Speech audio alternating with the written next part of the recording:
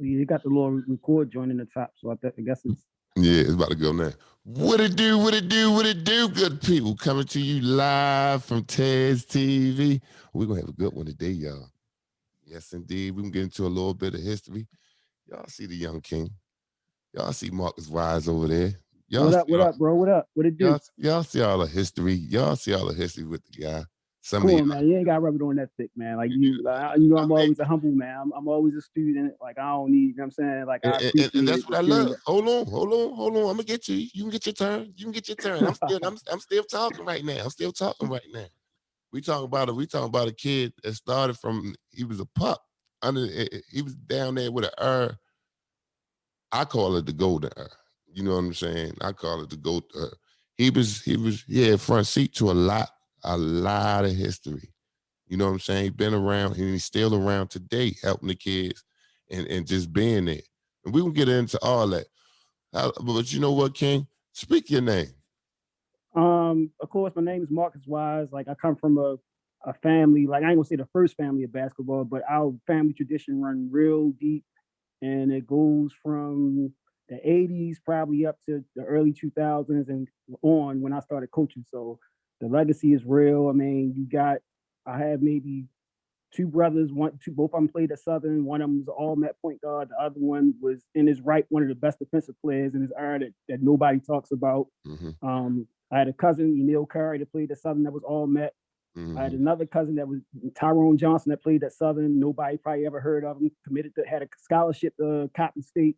He was also like one of the solid assassins on that Southern team during the 80s. And I had another cousin, Dietrich Williams. He the one that kind of, everybody always think my dad introduced it to me, but real talk, Dietrich introduced me to basketball for real. Like he actually went to Dunbar on the Sam Cassell teams because him and Sam were like best friends. And for a minute, nobody knew Sam stayed in my house. Okay. You know what I'm saying? So that's literally how I got introduced to the game of basketball. Dietrich would come and get me, take me to Dunbar during the school day, and I would run around. I'm like 5 or 6 years old, running around, just watching the game. You know what I'm saying? Now, hold up. Before we get there, where you from? Tell people where you from. East Baltimore, Green Mountain, Preston, man. So that's like the Mecca. Like you have to even go to Oliver, Cecil, Madison, like everything in the 80s came through between there, like in my era anyway. I know everybody was talking about the Lafayette's and all those places. I wasn't young enough to remember that. When I was coming up, everything was Madison, Cecil, Oliver, and you either got it in, you could either play or you couldn't, and you wasn't gonna stay if you couldn't play. Yeah, already. What elementary school and middle school you went to? And it was weird. Which was a blessing for real. I went to 102. So I went to Thomas G. Hayes. Although I lived up the hill at Johnson Square, I didn't go to Johnson Square. I ended up going to 102, which allowed me to kind of make my own little relationships away from my brothers, because everybody that they went to school with went to Johnson Square. You know what I'm saying? So I went to 102, and then from 102 I went to Dunbar Middle, and then from Dunbar Middle I ended up going to Southern, of course, because that was the tradition. You know what I'm saying? But if I ever had to make another decision, I probably wouldn't have went to Southern. Why would you say that? So at one point when I really was trying to play, it was impossible footsteps going to Southern. You gotta think, like, Emil had just made all-Met. They didn't win a state championship, but he still was like 2 years in a row all-Met. Yeah, he was a ball. You get Marlon right before that, who was one of the best point guards in the town, 3 state titles, all-Met. Everybody know him. And then Mike before that. Mike, they damn near won a national championship. And then you got my father. So all that pressure that I put on myself going to Southern, and I couldn't live up to it. Now let me ask you something. Since because I like to talk about pressure and mental health, and sometimes the things that we went through as we was younger, and it's not saying it good or bad. However, right. Let's talk about that. It's real. I mean, let's transparency is everything, man. Yeah, let's talk about that pressure a little bit. Did it feel like, oh, I gotta live up to what my brothers did or my cousins did? It did. It kind of like, because it was pressure that I didn't want. Like I just wanted to play. Like I didn't care about if I was gonna be good or not. I just wanted to play, just have fun and enjoy it. But it became not so much enjoyable because everywhere you look is like, oh yeah, that's his brother, his father, the coach. So whether I was good or not, it was already a unfair label placed on me because I was the youngest and I was always around the game. Right, right. You know what I'm And saying? So how did that I'm not gonna say how did that shape you, but at that time, if you can remember at that time, how did you well, act? it was like a weird space. So Mm, like on the outside looking in, once I got to Southern, a lot of stuff went on within my own situation at home, like that a lot of people don't know about. My brother went to the military. My mhm, oldest brother was doing his thing. So like literally, like it went from my brothers who I looked up to just me. Like I've never really I had friends my age in my neighborhood, but I've always hung out more with Marlon and Mike friends than I did my own, right, just right. because of the mindset. Like I was always around like older guys, and I ain't never get in trouble or anything, but it was just always being around them. So when they kind of went and did their own thing, I had to reshape myself and kind of find my own personality. And at that point, basketball just wasn't it. Like I'll be honest, like I may have had 1 year in high school or maybe one off season in high school. I really felt like I could play. Other than that, I didn't enjoy basketball in high school. I hated it. Actually, to be quite honest, I hated Now, did you have a did you ever have a conversation with your dad and your brothers about it? it. So I tried to quit. Hmm. I literally tried to quit my senior year, like because I knew I wasn't going to play. I knew I wasn't going to get a fair chance. You had Lucky, Malvin, Keon in front of me, who's arguably one of the best trios of that time and probably the country for real. You know what I'm saying? Hmm. So I didn't want to play. Like I was just like, yo, I'm not gonna sit here and sit on the bench all day, and I don't want it. And my father like hit me with some old psychological OG shit. Was like, man, you too important as a basketball mind for me to allow you to just get away from it. I'm not saying foresight ahead, like this is what I'm gonna kind of shape into. But Hmm. he's saying he was like, no, like, and then it was weird because I go back further a little bit further. My going into my ninth grade year, man, this was like one of the biggest compliments ever for real. Bucky, but I'll never forget, Bucky Lee came to me and was like, look, man, won't you come to Mervo? You can play, but I'll pay you to be like a player coach. Mm. Mm. Looking And at it now, it's like that's the people, ultimate the people. compliment. I'm sorry to cut you off, but people, when he's saying he talking about a guard right now, Bucky Lee. You know what I'm saying? And what I'm taking off this, your father and Bucky saying something in you back then, as far as you knowing the game.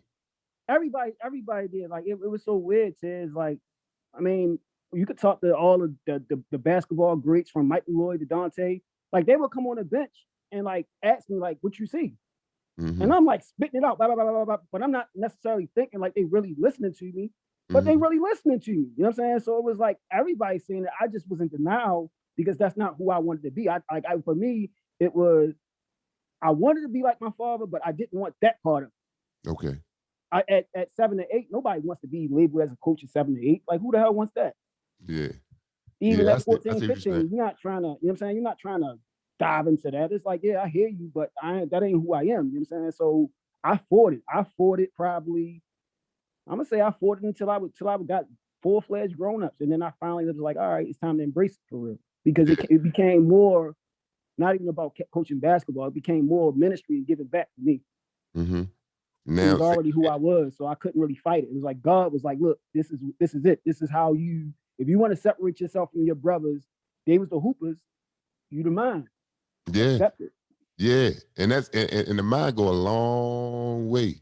I tell Yeah, kids now, the mind go a long way. That, man, that's impressive though to me. And the reason why I say that because it's a lot of kids, it's a lot of people. It's, me growing up, I was a smart basketball player. However, if you talking X's and O's and things of that nature, what you see out there to communicate that with another player, I don't think I could have did that at that time.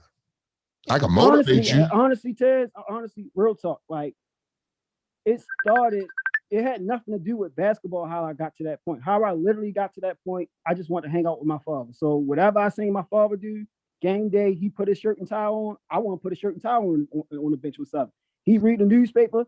I'm reading the newspaper. Like literally, it became a thing where I used all the stuff that he used to teach me the game without him knowing it. Like you could ask me all the averages of everybody in the NBA or college or anybody and I could spit it out. You know what I'm saying? Just because I was mimicking what I seen them do. That's literally how it became. Like I make this joke all the time. Like when everybody was 6 and 7 playing with cards and trading cards, I was reading newspaper. Like literally, I used to take a newspaper to school every day when I was 6 or 7 and read the newspaper in lunch. You know what I'm saying? So I was like already not knowing it, but I was just, that's what I seen my father do every day, read the newspaper.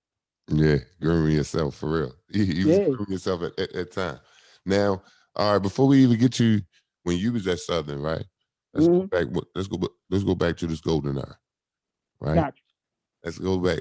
When did you realize that you like this is a nationally ranked team? These boys is like they're like a rock star. It's like a rock star band. So when I really realized like that, it was before I actually got there. So I'm gonna go all the way back. Like I'm gonna go back. My father coached AAU. He coached 90, 91, and he coached 91, 92.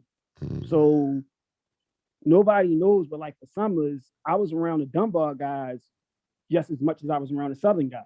So you had Kwame Evans, Dirk Watkins, Shea Evans, all those guys at Southern. And you had Dante, Mike, the national championship team. Like they were like family. Like so literally for summers, because my father coached in AAU, you're around them. So you know what the high level competition is. You gotta think like when they went to nationals, you had Colas Williamson playing with the Arkansas Wings, you had Chris Webber playing with Super Friends, Jason Kidd playing with the SoCal All-Stars. You had like teams that was loaded.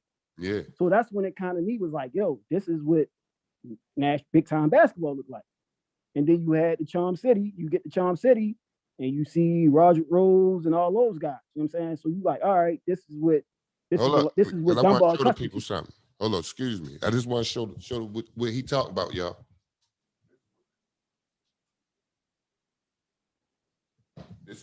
Just a little bit what he talking about.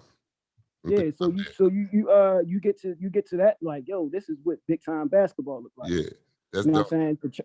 The Charm Cities right. And the standing room onlys and all that. So meanwhile, every summer my father would get a couple guys and take them to camp. You know what I'm saying? He would take them to camp for real, take them to a 5-star, take them Metro Index, all that. So that kind of developed that relationship and kind of allowed me to kind of be right there. So you kind of knew what it looked like. In the back of your mind, you like, well, that's when Southern was starting to make his run, but you like, well, nobody else making this run like Dunbar. So Dunbar is Dunbar and it's everybody else. Right. But then Southern won that Metro Classic year that kind of like changed everything. Shook stuff up. Yeah, it started changing everything, but everything didn't change until I'm gonna say 1993. Because I'm gonna go back a little bit farther. Nobody knows. Hold on. It was a Dunbar family. Hold on. My family was a Dunbar family. Like my dad played a Dunbar. Hold on, Mark. Hold on. Since you started, your father was a coach in the summertime, right? And the guys do you remember some of those tournaments? And do you remember some of those performances that you just seen that might have stuck out to you? They went to AAU when they played against, it might have been Louisiana somebody, but whatever the team was, they had like Tony Delp and like a couple other guys. It was like tough. And they was down 25 at the half. They was down 25 at the half. So on the team, you got Mike Lloyd, Dante Bright, Devin Gray, David Cason, Kwame. You got young Kwame. Kwame, not even Kwame at this point, but he's still on the team because you know he's gonna be something. Right. I want to say you had Art Curl. They was loaded. So literally, like, if you look at the first team All-Met from both of those years, he might have had 7 out of the 10 All-Met guys on both teams. Okay. So they down there. So they down 25. They getting the pants beat off of them. The lights go out. Lights go out in the gym. So lights go out. My father was like, all right, we might as well leave. Like, we ain't coming back. Like, we done. Like, matter of fact, I don't know. Like, we got something to talk about when we get back to the room because this is embarrassing. Right. So Mike was like, Mr. Mike, let's play. My father was like, but it's dark, Mike. Y'all can't see nothing, man. We're not finishing this game. He's like, Mr. Mike, please let us play. I promise you, if you let us play them, we're gonna come back and we're gonna beat them by 20. That's what Mike always said. Yeah. My father say, man, all right, if y'all don't come back and win, I'm not feeding y'all. Says they came back and beat them by 22. Yeah. Now, mind you, when they had just won a national championship. So as soon as you step off the plane in the airport, is a big old billboard with Mike and Dante on it, talking about welcome national champs, because they trying to get both. Yeah. Hold on, and then watching Chris Webber. Like watching Chris Webber team. They had him playing the point guard. Like he's 6'9", getting the ball at the backcourt. I've never at that point I had never seen nothing like that before in my life. Okay. So like around that time, that was probably what stuck out to me. And then as I got older, I'm gonna say when I seen Felipe Lopez, like I always tell people, I've seen a lot of guys. Felipe Lopez, best high school basketball player I've ever seen in my life. Now, funny thing, I'm talking to Kev Simpson the other day, right? So he talked about he go in a little bit of that relationship with him and Felipe and them playing in Southern. He introduced me to everybody, man. Like Kev was like it was so surreal back then because like to me, you looking at Kev like he's just a regular dude. But Kev was a rock star, man. Like Kev would come get me on the road. Like I'll give you one more. We was in this Johnstown. It was like this tournament that they had in like Pittsburgh called Johnstown Invitational. So Kev come get me. Like, come on, man. Come on, shorty. You going with me. We literally go knock on Rashid door. Yeah. Go get Shamgard. Well, who's God Shamgard now. And like somebody else. He just sitting in the hallway just talking to him. I'm little. But they like making me a part of the conversation because I'm with Kev. You know what I'm saying? Yeah. So that was like, that I'll never forget that, man. Like Kev is like, I got so much love and respect. Like he like his last name Simpson / Wise, just because like he always looked out for me for real. Man, and he loves Southern, man. He loves Southern. Man. He changed, like I tell people all the time, he changed the program. Like he was the one like that kind of made them from being a local contender to a national contender. Like, and it's crazy because he wasn't supposed to go to Southern. He was supposed to go to Dunbar. Yeah. Yeah, we can get into all that. You know that interview coming real soon. He was supposed to go to Dunbar. Like he was supposed to go to Dunbar, and he was at Lake Clifton.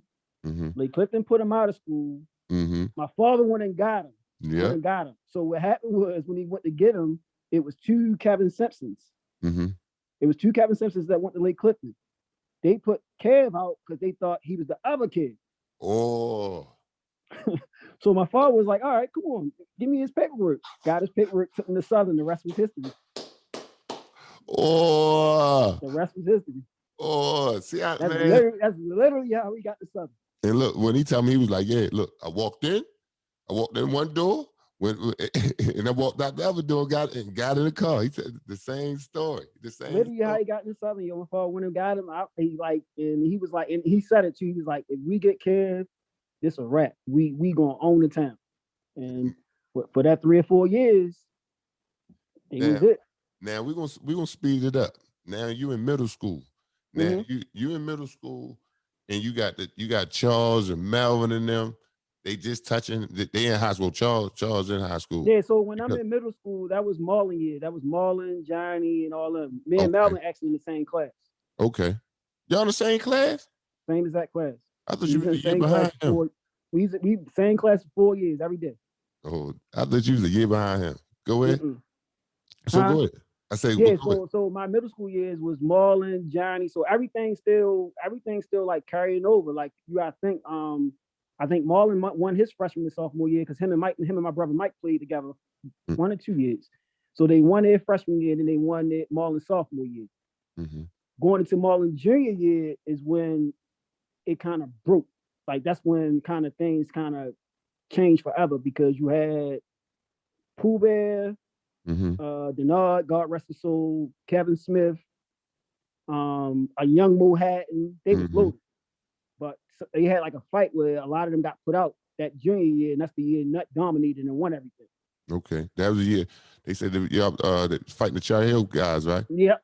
Yeah, I heard about that fight. They said it was real big. It was real big. It was like, no, it wasn't even like a fight. It was like a whole summer, like the whole year they fought each other for real. It wasn't just like one fight. It was just finally they just caught up with who had something to do with, and they just started putting people out. Okay. Yeah, but so that year changed everything because you gotta think like the following year they had Marlon, Kofi, Johnny, Brian Kennedy, who was like the backbone of the team, Dedrick, who was probably one of the best shooters in the area. That was their starting 5. Yeah. But you would have had Pooh Bear and all them coming off the bench on that team. That'd have been nasty. Pooh Bear, this was the crazier part. This was the crazier part. I don't know if nobody ever said nothing about this story. On that same team, you were supposed to have Colin Jones and Mark Karcher. What? Yeah. Mark Carter was supposed to be on, like they like literally. It got to maybe like the last week when Mark was like, man, I don't like everybody know Mark, and that's why I ultimately have like big love and respect. He was like, I don't want to be on the team like that. That ain't gonna be no fair. He said, I want to be the guy that go against teams like that.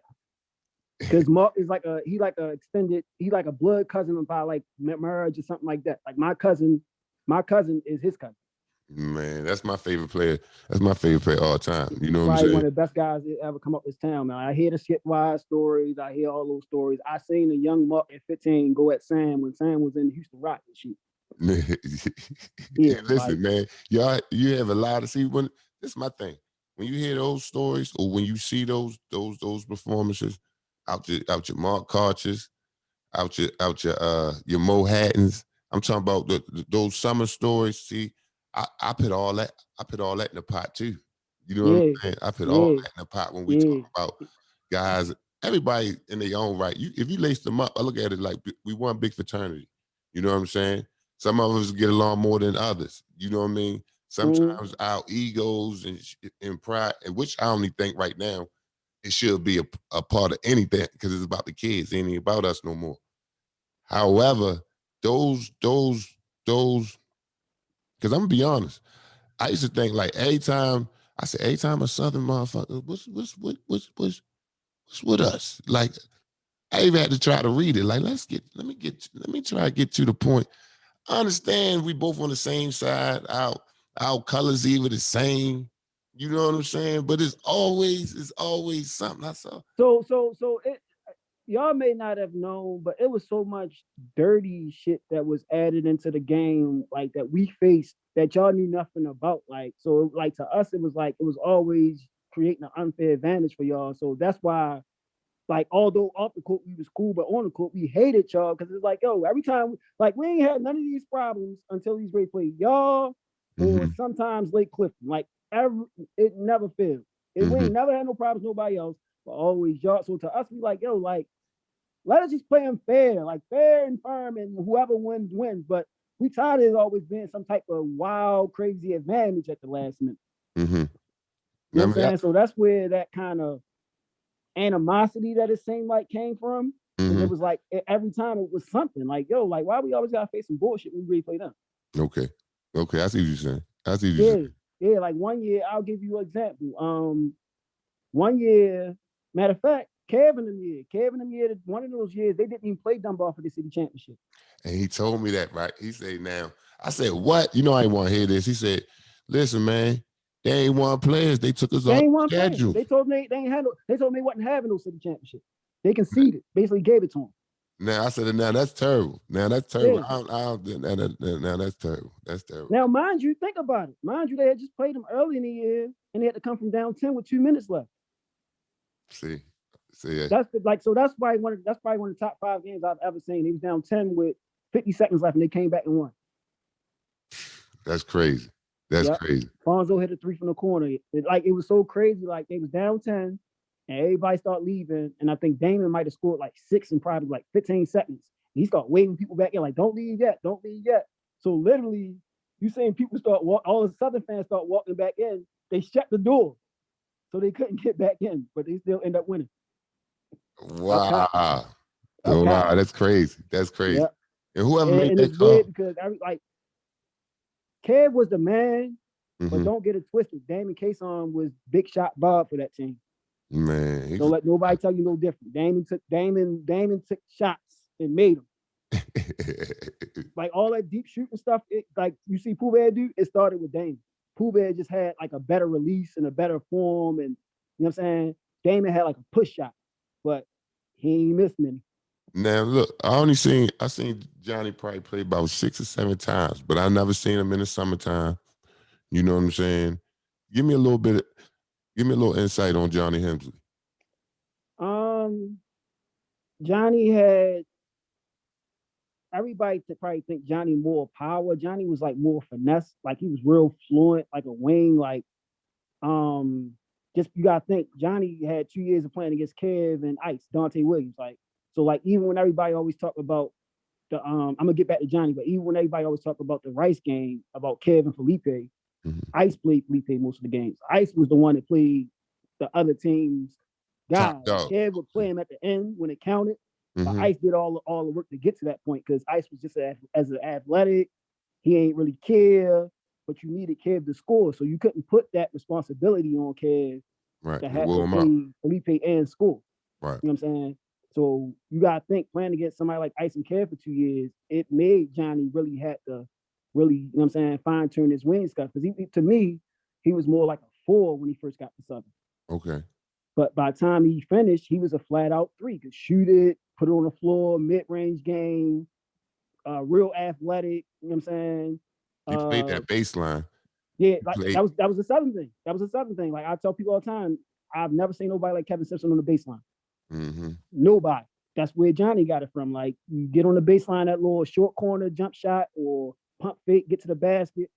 That was all the stuff that Kev and kind of instilled in him, and he just refined it. Like one thing about I say about Smitty and Southern guys, you was gonna get in the gym and get better with the individual stuff. Like him and my father was like the perfect combo because Smitty was more like the individual guy. My father was the X's and O's guy. Like he was the mad scientist, you know what I'm saying, behind it for real. Like Smitty gonna make if you really want it and you got the skill set, you're gonna get better with Smitty.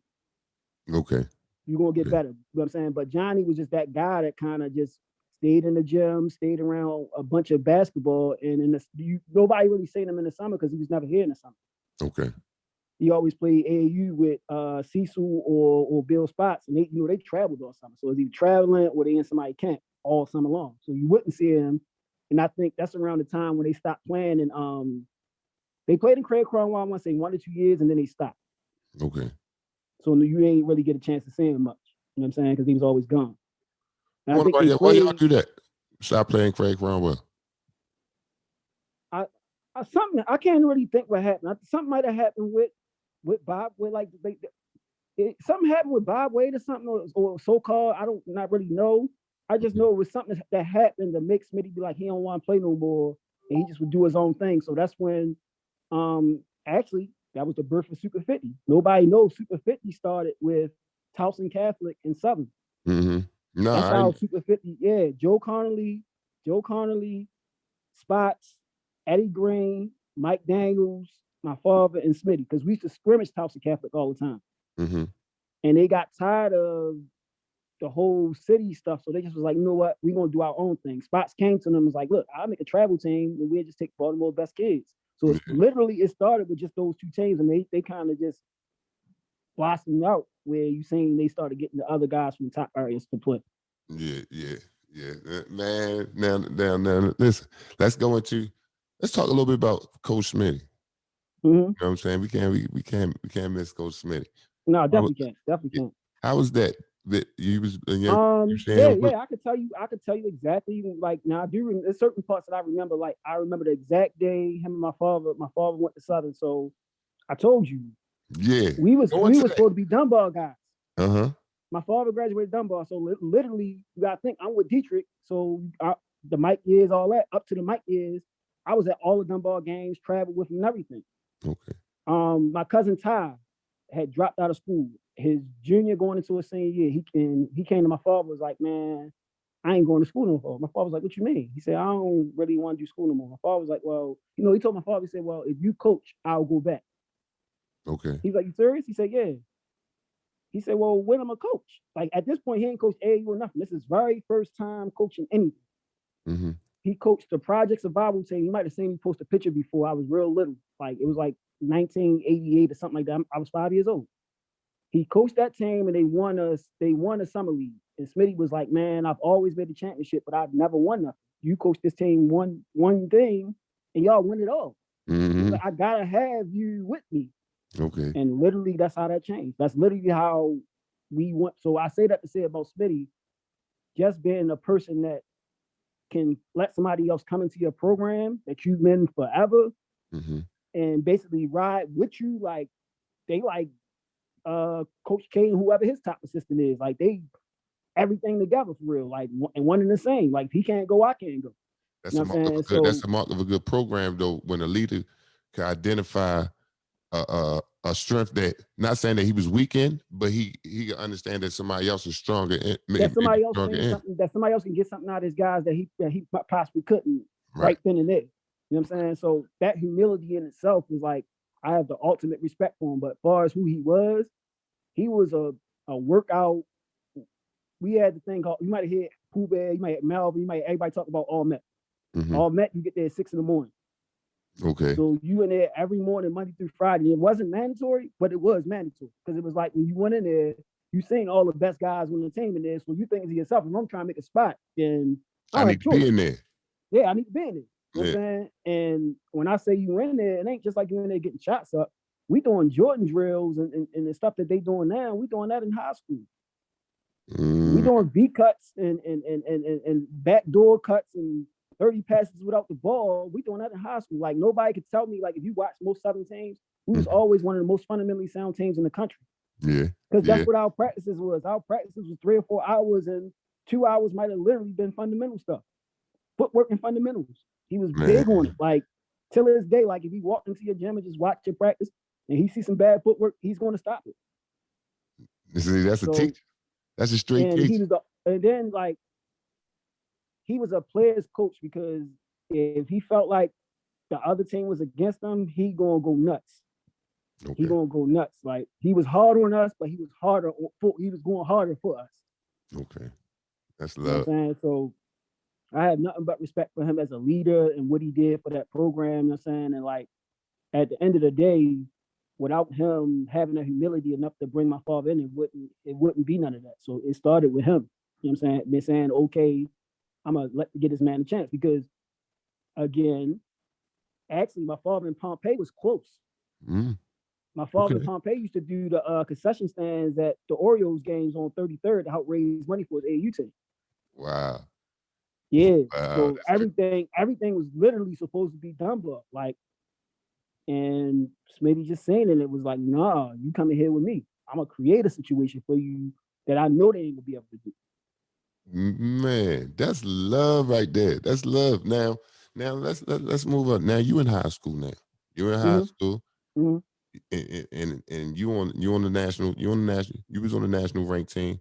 Yeah, we ranked 7 preseason my senior year. Yeah, can you take us through that year?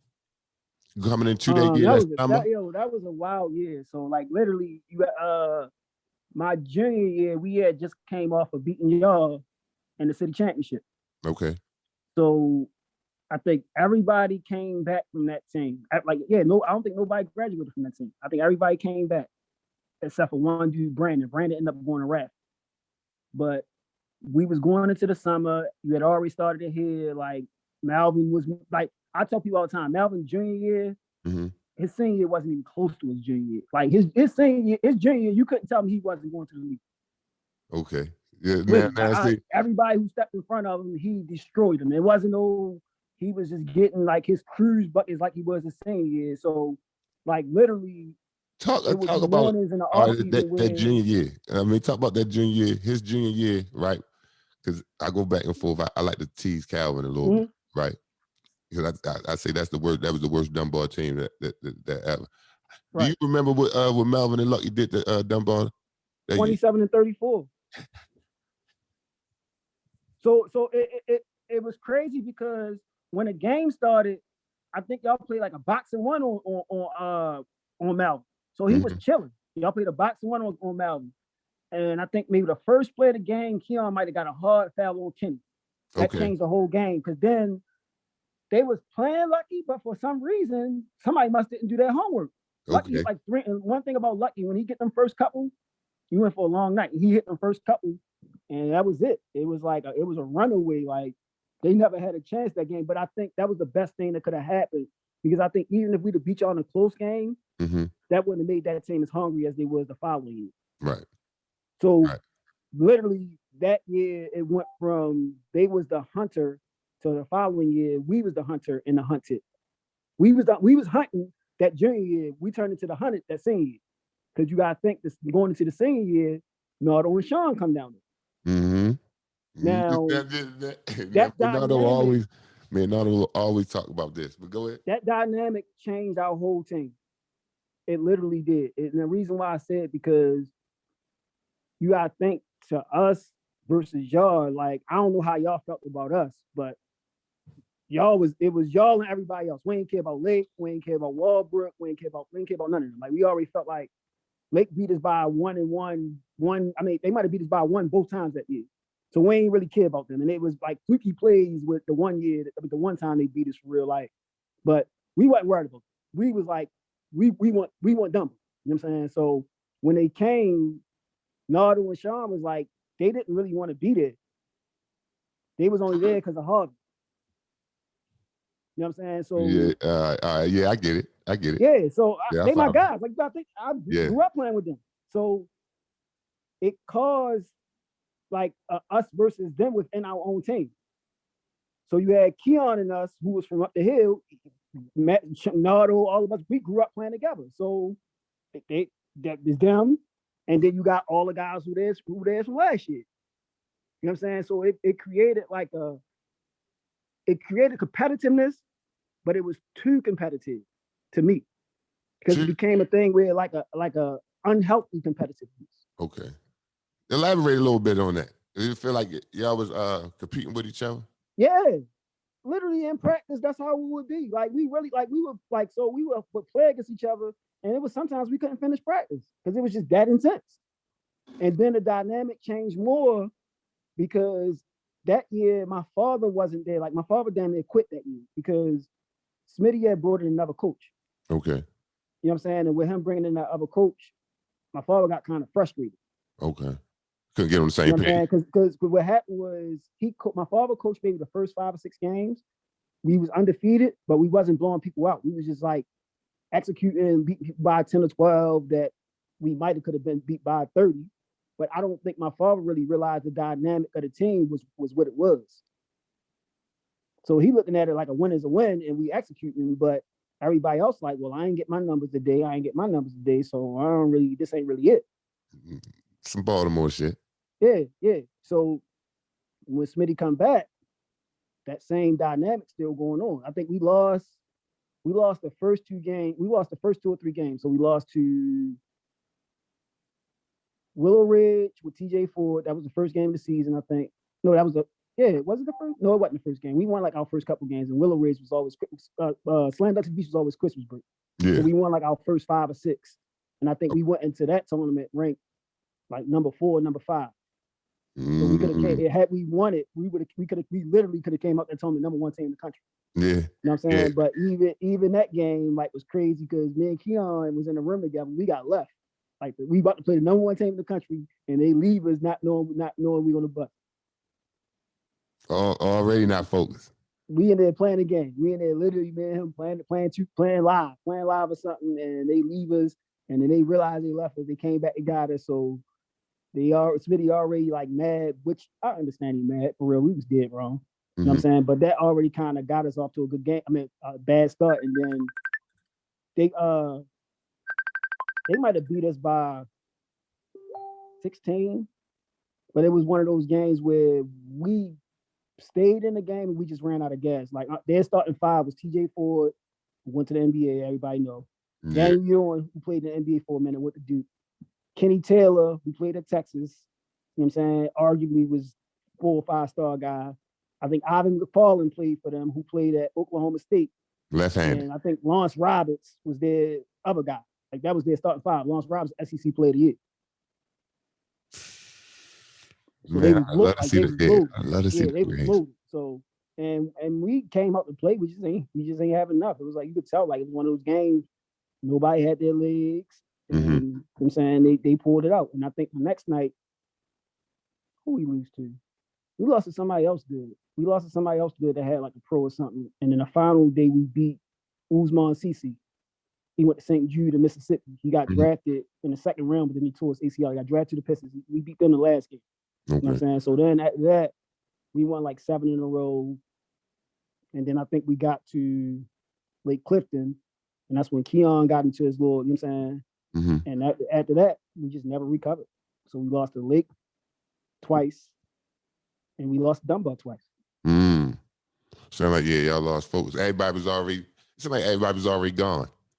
They was Yeah, already like that, mentally like I checked tell out. people all the time, like that was probably one of the best teams I've ever been a part of on paper, but that probably was the biggest disappointment team I've ever been on paper. We ain't win nothing. We ain't win no city. We ain't win state. We ain't even make it to the Yeah, state. yeah. Yeah, Now, we underachieved like heck. now let's move up a little bit. What you doing now? You coaching now, right? Mhm. Now, tell us the difference on then and now. Some of the things that you have to go through now, even far as It's recruiting simple. It's kids simple. and Entitlement, either. entitlement, Mm-hmm, entitlement. And I tell people all the time, not entitlement with the kids either. Like nobody wants to hear this.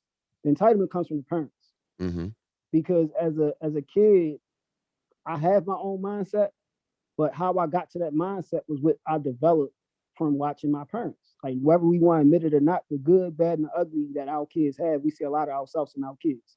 Because right. I just gave you a scenario of me coaching them because of what I Yeah, seen my pops do. yeah, You know what I'm saying? So I'll say the entitlement and I'll say the opportunity. Although it sounds good, there's a lot of opportunity available. It also oversaturates it too because it allows you to run. mm-hmm, Where when we was in school, you had 14 high schools. mm-hmm, Now you got 42 high schools. mm. So more opportunity, but it oversaturates the product. So now, unless you the traditional powerhouse, Polly, who's a powerhouse now, much respect to Sam, Mm-hmm. Lake Clifton, much respect to Tree, or one of those guys, you ain't gonna get the team that you get because now, all right, think about it. Think about it when we was in school. You can go to 5 or 6 schools: Walbrook, Southern, Lake, Dunbar, Merville. I'm gonna throw Merville in it, Mm-hmm. and they got a strong 6 or 7 rotation. Right. And with that strong 6 or 7, they were all guys that we kind of all knew. We played against them for the lat between Bentlow, Madison, Oh Ronnie yeah, no, Howard. yeah. We seen each other all summer. So we was battle tested going into high school. Mm-hmm. Now, if you got 42 high schools, you're only gonna get one school might have one player, another school might not have no players. So literally, for the Dunbars and all them, how they really get those kids better? Like every night you knew you had to bring it, or you might Facts. be embarrassed. Facts. You knew you had to bring it at Douglas, Southwestern. You had to bring it all those places. You couldn't get caught slipping. Now look, So before we hold up, before we get out of here, because there's a couple more, 2 more questions I want you to hit. go ahead. That is this going off of your post. Talk about the reclass. So that's I like was a agreeing very with you. touchy. That's a very, very, very, very touchy situation. You know what I'm saying? And let me before I even get into it, let me tell people whatever you decide to do with your kid, you do it. There's no right, wrong, and different. So whether you do the reclass, cool. If you don't do the reclass, cool. Just understand what it is that you're trying to get out of this. Mm-hmm. So now I'm gonna go into the reclass. I understand reclass. I get it. I support it. Why wouldn't I support it? It's not illegal. It's legal. Mm-hmm. So why wouldn't I support my child gaining a better advantage? Like when you always hear it, the first thing somebody say, everybody ain't going to the NBA. Mm-hmm. This ain't about going to the NBA. This is about getting a free education, Mm-hmm. free scholarship, nothing more, nothing less. Check. Anything after you sign that letter of intent for that scholarship, anything that is extra. Check. You know what I'm saying? So whether it's Division 1, Division 2, if you got a free scholarship and you got a chance to get 4 years, at the end of the 4 years, you can create generational wealth for your family, you won. Mm-hmm. Okay. But we so small-minded with our approach and always thinking NBA or to be the best ranked player. Talk to No, him. man, that ain't what this about. Talk to him. This ain't about wins and losses. This is about saving lives. That's the real win. That's a real win and a real loss. Saving lives and getting free education. Mm-hmm. You know what I'm saying? So like, I wish we kind of get out of this mindset that the European want us to think we're selling us this college that if you're not the smartest kid in college or you don't get your diploma, high school diploma with high grades, and you use basketball, your basketball is what you're using, then you're a failure. No, that's bull. That's what they want us to think. Mm-hmm. They don't want us to Talk to take advantage of these opportunities Mm-hmm. because that's taking more from them. Facts. Yet they've been doing it for so long. Mm-hmm. They do. What really got me to say yes to it, they do it for social reasons, Taz. Mm-hmm. Yeah, like Social so. reason. I looked up a study it was a study that I looked up. Literally, reclass started for social maturity reasons for white people. They felt like their kids wasn't ready to live on a college campus, so they gave them a college preparatory year. That's what it started off as. Okay. And then they said, you know what? Forget the college preparatory year, because that might be too expensive. Mm-hmm. So I'm gonna do it in grade school. Okay. Yeah. I get it though, and it makes sense. You talk to somebody that did kindergarten twice. I mean, you do pre-K and kindergarten. Yeah, that's neither here nor there. Now the other question, and then here's the thing. It started with football in the Midwest. Why? Because we was bigger, faster, and stronger coming to school than their kids. So they said, you know what? I'm gonna hold Bobby back and give him that year to be just as big and stronger as John when he go there. You just now taught me something. Hoover, Alabama, one of the best programs in the country. It's always been there. Just now taught me something right there. Texas, reclass football is huge in Texas. You see, never known that. I'm just thinking they athletes down there anyway. I was really thinking they was, yeah. No. Matter of fact, I want to say you might have been at the game a couple years ago when Mookie had the tournament at the Mello Center. It was like one of them Thanksgiving tournament, like the team from Texas, they had like 5 or 6 kids, like 6'4", 6'5", it was like a 1400 team. No, but go ahead. All right, well, he streamed it on social media. Everybody was like, man, them kids big, man. We need to be down south. No, you don't. They doing the same thing that everybody else doing. They just reclassing their kids. They reclassing their kids and they giving them better diets. That's it. That's all. They're not doing nothing different from our kids. We just always got to feel like if it's not done from the mud, then we ain't earning. Excuse my language. Fuck the mud. Check. Yeah. Everybody ain't from the mud. Check it. Right. So I tell people all the time, do what's best for yours. Just understand the pros and cons with it. And when you do it, be realistic with it. All it should be is I'm trying to get my kid a free education. Nothing more, nothing less. Anything after that, you won. Fact. Now, this is the last one before I let you go. The training, kids training. Do you think sometimes kids get too much training? Because sometimes it seems like once they get to high school, it seems like some of them start breaking down. How you feel about the training? Because it's needed. I won't necessarily say it's too much training. What I will say is sometimes I think, again, we as adults put more pressure on the kid for the kid to do something that we want to do because we want to live our dreams through the kid. So I'll use my kid example. My son 9 now. Okay. He played a little bit of basketball. Could I really go in with training? Of course I could. Could I spend all the money I want to spend and take him in there myself and beat him upside the head? Yeah, I could. But when you look at studies and results, you can look at the 9th grade rankings, who's the top 25 in the 9th grade. By the time they get to 11th or 12th grade, the rankings change. Yeah. So why wouldn't I just allow my kid to grow and learn the fundamentals and see how bad he wants it at this age? Because I still got some time to play with. I feel the same way. No, I agree with you totally. Like, you know what I'm saying? So do I feel like he could get training? Yeah, but it has to be the right trainer. All I'm worried about right now is I feel like kids play too many games, but I don't necessarily feel like they get too much training. Because I feel like if you train, I think it should be, I mean, training is always is needed. However, but just straight balling, going up and down the court, hooping with each other, you know what I'm saying? That's what I'm saying. We played a lot of basketball. So we went from Project Survival to Easter Tournament to AAU. We might have got open gym. Yeah, but we might have got 3 months. We might have got 3 months. We might have got 3 months off football if you ain't played football.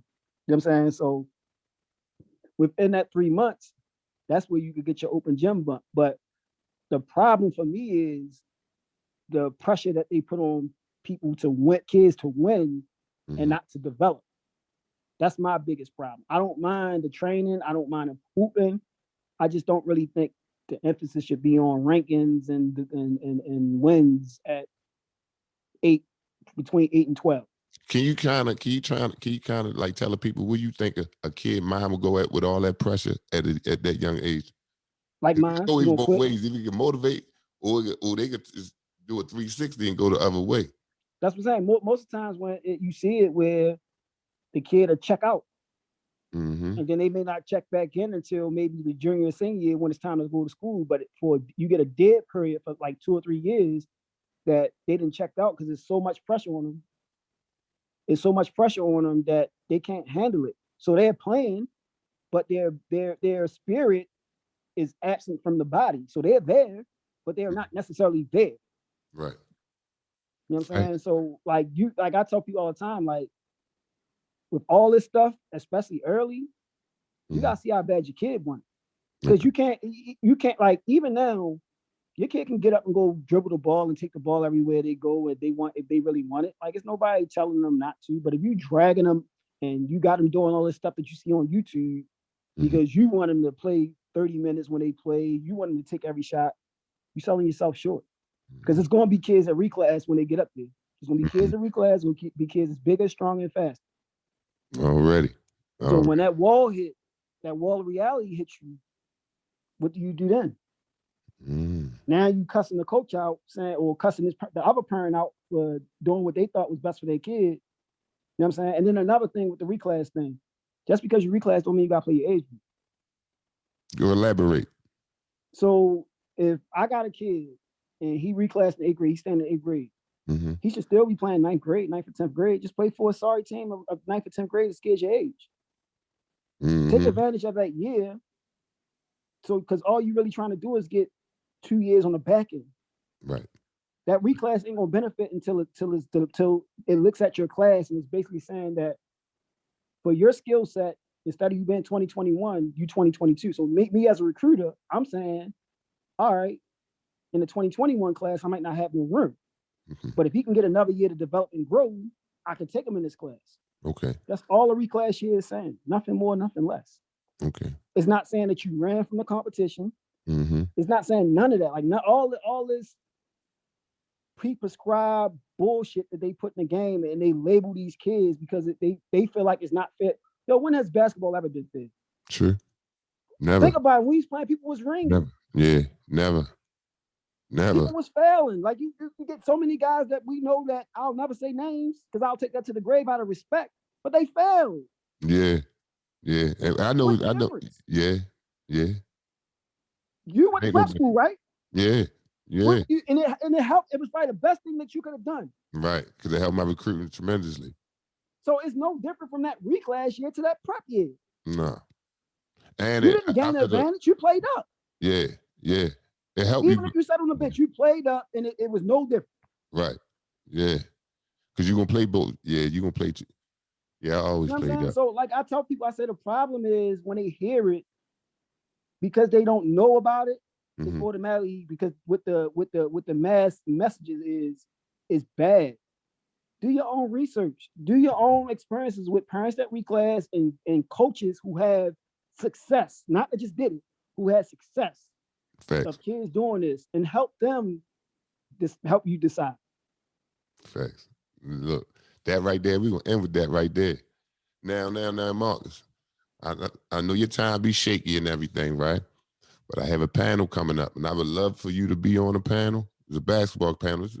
Give me a few more weeks because I'm still reaching out. I still got Dipper, making sure so we get everybody times together, something in the evening. You know what I'm saying? But I want. We're gonna have a couple guys from West Baltimore. You know, I want to look a little bit from everywhere. You know what I'm saying? And we're gonna go with from 1990 to 2000. You know what I mean? We'll do my first before I even go anywhere else with it. You know what I mean? So, you gotta give your own self flowers. I respect it. You know what I'm saying? And it just this is how I look at it. One of the reasons why I jumped on doing this, I'm learning going back in history. But I used to feel like this. I used to feel like I was like, man, my 5 years. I call my 5 years from 95 to 2000. I give, even though I did 4, but I'm gonna say 5. Right. So I'm like, we always heard about the people that came before us. You know what I'm saying? Yeah, your era is a lost era. So I always tell people your era from 95 to 2000, and now this 2010 to like 2016 era. They 2 lost eras. Yeah, you know what I'm saying? But at the same time, we had over 40 people go to Division I to play basketball. You know what Yeah, I'm saying? yeah. So it be like, my whole thing, my whole mission is to get that out there. Y'all was the sacrificial lamb for us to get back into the national media. Because when you look at the guys from your era, like the Zeeks and the Hmm. Mo Hattons, had they played in this era, Mo might be one of the best players that ever played out of in high school basketball if he played in another era. Like, but because the previous era, I don't know how that bad stigma Baltimore had for so many. I don't know where it came from, Right. but because the previous era was like the golden years and was fixing a lot of stuff, Hmm. y'all era kind of lost it. You know what I'm saying? And it wasn't picked back up until probably around, I'm gonna say 2009, maybe the Josh Will years. Because even my era, like the Hooper Hoopers know Malvin and Lucky and Kent. Like no, like even with Kenny Minor, like nobody talks about Kenny Minor. This man was all Metro Player of the Year. Yeah. I Yeah. think he won four. Didn't he win 4 state championships? If I'm not mistaken. Nah, he won 3. I Hold up, know was he it won 3? 3. He Yeah, I know definitely he won won 3. 3. Yeah, Yeah. but even with him, like Yeah. nobody talks about him, man. That man like beat us. Like everybody thought we was going to demolish them. You know what I'm saying? And he And shout beat out to us. Kenny Like Minor. I did that interview, so y'all go back and check that out too in the archive. yeah, like so you look at like, or you look at, I'm gonna say another name. I'm gonna say when you go to Lake Clifton and you think about two, like nobody talks about two. Yeah, you right about that. And you right.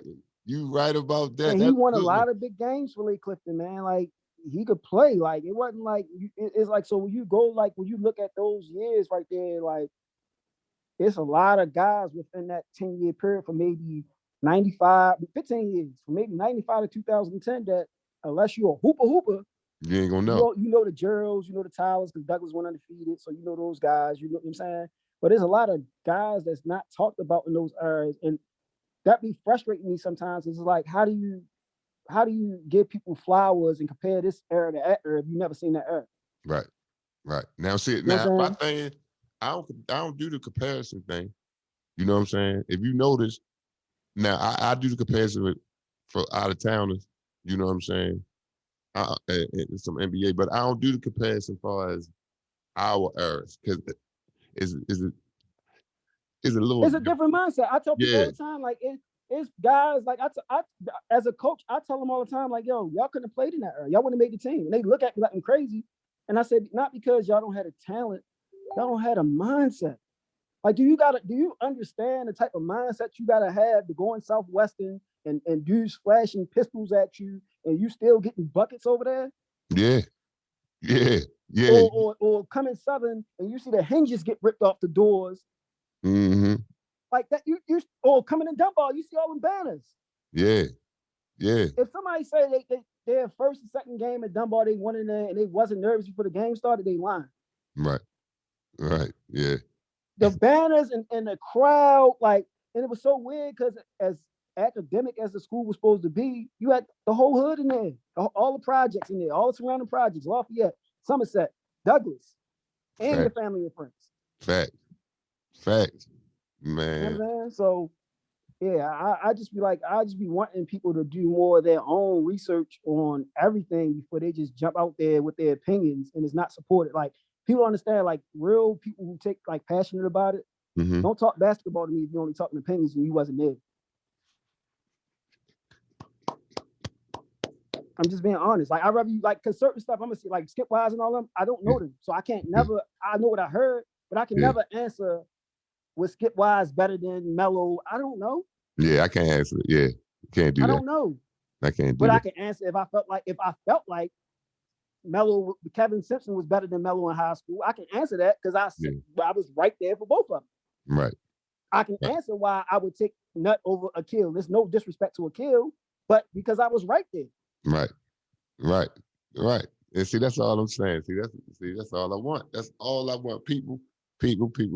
Man, we got a lot. We just scratching the surface with this Yeah, Baltimore. like I told people all the time, I love Akil to death. Like it's not no slight to him or anything. No, But no, no. y'all era just was different. The way like even now when you watch the NBA, the way the games are officiated just different.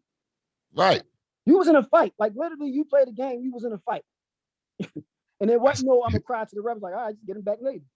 It's facts. It's a whole different type of intimidation, and Yeah. they don't gotta go through. They only gotta see half of that. They only gotta see half of that. So I mean, and it's a good thing. It's a good thing that y'all paid the way for it. So it's not a bad thing, but it's just different. So like you said, I'm definitely gonna let you go because you know I keep going. No, you good though. But listen, again, like I said, man, you coming back on the show, man. And when I get the panel set, then I'll let you know. I'm in, man. Whatever you need me, like I said, if you want me to just be a part of the team, whatever I can do to help, I'm in. All right, And all right. you hear me saying it now, so I want you to be like me and tell me officially. I'm saying it on your show. Yeah, I'm in. already. Man, that's love. Coming to y'all live from Taz TV. We over and out.